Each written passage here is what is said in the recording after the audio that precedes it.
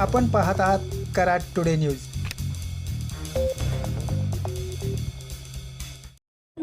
पुणे बेंगलोर राष्ट्रीय महामार्गावरील 6 पदरी उड्डाणपुलावर कोल्हापूर सातारा लेनवरील कामाला प्रारंभ झाला असून कृष्णा हॉस्पिटलपासून नांदलापूर बाजूच्या 46 पिलरवरील उड्डाणपुलावर मास्टिक पॅड टाकण्याचे काम सुरू करण्यात आले आहे। डांबरीकरणापूर्वी हे मास्टिक पॅड टाकले जाते।